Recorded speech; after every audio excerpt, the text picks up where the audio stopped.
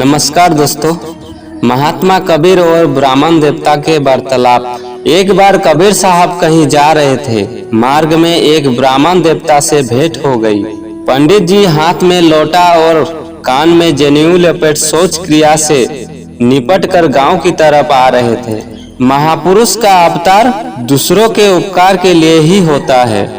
वे केवल जीवों को भ्रम जाल से मुक्त करने के लिए ही संसार में आते हैं।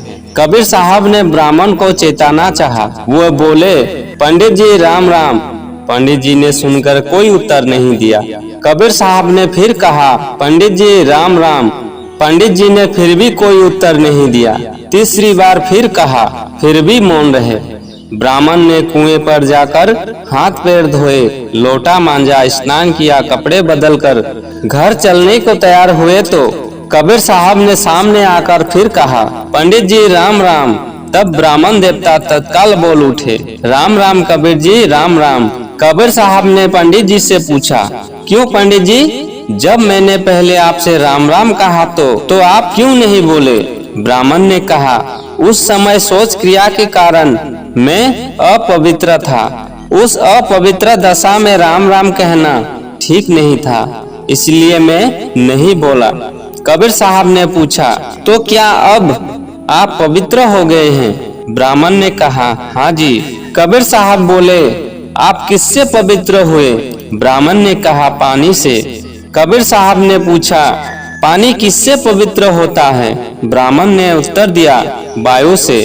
कबीर साहब ने फिर पूछा, वायु किससे पवित्र होता है? ब्राह्मण बोला, श्रीमान जी, जब शेषनाग अपने 1000 मुख से राम नाम का सुमिरन करते हैं तो वायु उस नाम के साथ स्पर्श करने से शुद्ध होता है। कबीर साहब कहने लगे, तो फिर सबको पवित्र करने वाला तो भगवान का नाम ही हुआ। ब्राह्मण बोला, इसमें संशय ही क्या है? कबीर साहब कहने लगे, अरे पंडित जी महाराज, वही नाम लेने को तो उस समय मैंने आपसे कहा था, फिर भी आप नहीं बोले।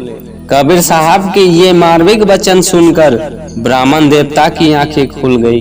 चरणों में गिरकर कहने लगा, कबीर साहब, आपको संसार के लोग पहचान नहीं पाते।